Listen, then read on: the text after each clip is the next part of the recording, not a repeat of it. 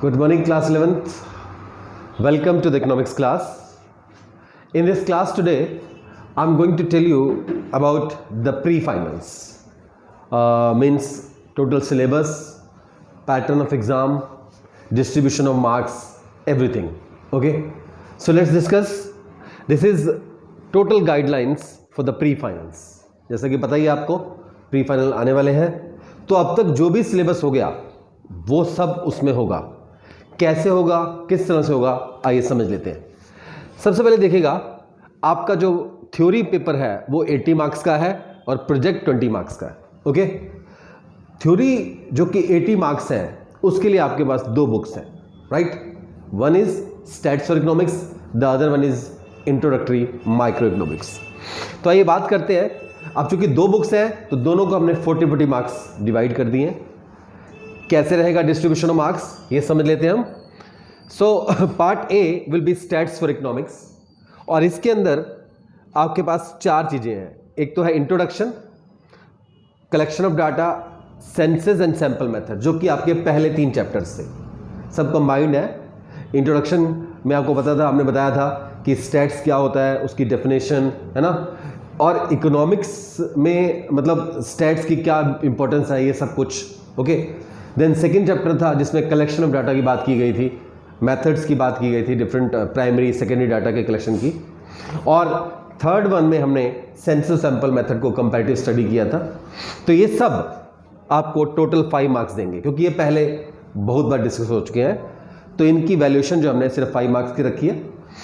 उसके बाद जो मेन स्टैट्स कहलाता है, जो न्यूमेरिकल पोर्शन है जिसमें ज़्यादा प्रैक्टिकल्स होते हैं, ज़्यादा न्यूमेरिकल्स होते हैं, वो चैप्टर ज़्यादा वेटेज के हैं. जैसे ये मीन, मीडियन, मोड, ये तीनों चैप्टर्स 15 मार्क्स के हैं. तीनों चैप्टर्स मतलब ऐसे 2 चैप्टर्स में बटे हुए हैं, पर चूंकि तीनों आपस में जुड़े हुए हैं, मीन, मीडियन, मोड, ओके, तो वो सब मिलके आपको 15 मार्क्स देंगे. देन स्टैंडर्ड डेविएशन मैंने आपको मेजर ऑफ डिस्पर्जन में मीन डेविएशन भी कराया था, रेंज भी कराया था, क्वार्टाइल डेविएशन भी कराया था, पर वो सब बेसिक्स थे. आपको आना सिर्फ स्टैंडर्ड डेविएशन है. ओके. स्टैंडर्ड डेविएशन में direct formula as well as step deviation method, वो दोनों आपने करने हैं और वो आपको 10 मार्क्स देंगे टोटल. इसके अलावा Karl Pearson's coefficient of correlation, correlation chapter में भी रैंक कोरिलेशन है लेकिन वो डिलीटेड है, तो सिर्फ Karl Pearson's coefficient of correlation आपको आना है और वो भी आपको देगा 10 मार्क्स. सो 10 + 10 20 + 15 35 + 5 40 मार्क्स रहेंगे स्टैट्स फॉर इकोनॉमिक्स के लिए. ओके. नाउ पार्ट बी में चलते हैं. पार्ट बी में आपके पास है micro economics. Okay. Micro economics में भी आपके पास मैंने 4 क्वेश्चन बना दिए हैं. सबसे पहले इंट्रोडक्शन, जिसमें आप लोगों ने पीपीसी भी किया था, लेकिन पीपीसी अब आपके उसमें डिलीटेड है. तो आपको सिंपल क्या करना है, समझना है आपका इकोनॉमिक्स क्या है, माइक्रो इकोनॉमिक्स क्या है ना, सेंट्रल प्रॉब्लम्स क्या है, इकोनॉमिक प्रॉब्लम क्या है, कैसे अराइज होती है, ये सब कुछ आपका आ जाएगा इंट्रोडक्शन में 5 मार्क्स. देन आता है कंज्यूमर इक्विलिब्रियम एंड डिमांड, यानी कि ये सेकंड यूनिट आपकी पूरी, जिसके अंदर कंज्यूमर इक्विलिब्रियम, राइट, चाहे वो यूटिलिटी में हो, चाहे वो इंडिफरेंस कर्व के जरिए हो. उसके बाद डिमांड की पूरी थ्योरी, जो भी आपने डिमांड में पढ़ा है, demand function, law of demand, exceptions of law of demand, assumptions of law of demand, causes of law of demand, है ना. उसके बाद change in demand, then elasticity of demand, उसके न्यूमेरिकल्स, ये सब कुछ 10 मार्क्स का रहेगा आपका सेकंड उस पॉइंट में. थर्ड पॉइंट आता है प्रोड्यूसर बिहेवियर एंड सप्लाई. ये भी चैप्टर काफी अच्छा लंबा चौड़ा था, लेकिन इसमें करना क्या क्या आपको, कोस्ट, रेवेन्यू, सप्लाई की थ्योरी, ओके, ये सब कुछ रहेगा. या प्रोडक्शन फंक्शन है ना, जिसके अंदर हमने लॉ ऑफ वेरिएबल प्रोपोर्शन किया था. और सप्लाई में supply theory plus elasticity supply, ये सब कुछ होगा. और ये आपको टोटल मार्क्स देगा आपके 10 मार्क्स. ओके. सो 10 + 10 + 5 25 हो गए. ओके. नाउ जो लास्ट क्वेश्चन किया था उसमें फॉर्म्स ऑफ मार्केट था. आपको बताया था मार्केट के 4 फॉर्म्स होते हैं, perfect competition, monopoly, monopolistic, oligopoly, ये सब अब नहीं है, सिर्फ परफेक्ट कंपटीशन आपको लेना है. सो फॉर्म्स ऑफ मार्केट में परफेक्ट कंपटीशन. ओके. देन हमने किया था next chapter price determination, price determination under perfect competition, और उसमें हमने उसके एप्लीकेशन में प्राइस सीलिंग और प्राइस फ्लोर किया था. ये सब मिलके आपको 15 मार्क्स देंगे. तो इस तरह से 5, 10, 10, 15, ये भी 40 मार्क्स हो गए। तो आपने देखा हमने दोनों बुक्स को इक्वल वेटेज देते हुए फिलहाल कर दिया है, राइट, 40 + 40। देन आता है आपका प्रोजेक्ट जो कि 20 मार्क्स देने वाला है।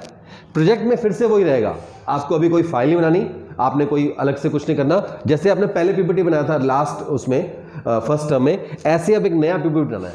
उसमें ज़्यादातर बच्चों का पीपीटी जो है वो माइक्रो के ऊपर था, अभी हमने बनाया है PPT on statistical topic, any topic, mean ले लो, मीडियन ले लो, मोड ले लो, उसको अच्छी तरह समझा के उसके इम्पोर्टेंस को लेते हुए, उसके मेरिट्स को, उसके डीमेरिट्स को, उसके फॉर्मूलाज को, उसके एग्जाम्पल्स को, तो कम से कम 10-12 पेजेस का, 10-12 स्लाइड्स का पीपीटी बन जाएगा। चाहे मीन पे बनाए, मीडियन में बनाए, मोड बनाए, तीनों को कोलाइड भी कर सकते हैं, मिला के बना सकते हैं। स्टैंडर्ड डेविएशन हो गया, कोरिलेशन हो गया, राइट।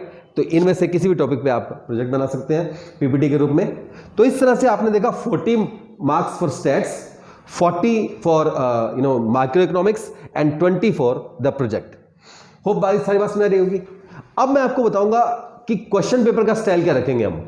जैसे कि पहले ही पता था आपको कि हम लोग MCQs लेते हैं, तो MCQs की वैल्यूज अभी भी है CBSE के अकॉर्डिंगली। जब हम आपको थ्योरी पेपर देते हैं तो उसमें उन्होंने एक पैटर्न शुरू किया है कि your ability to analyse, your ability to comprehend something, then to answer things.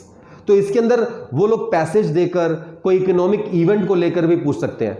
लेकिन अभी 11th में हम आपको गाइडलाइन देने के लिए क्या करेंगे, MCQs के नंबर बढ़ाएंगे, राइट। जैसे पहले लास्ट टाइम हमने क्या किया था, हमने आपसे 40 मार्क्स के MCQ लिए थे, तो होप इस बार भी वही 40 मार्क्स MCQ रहेंगे।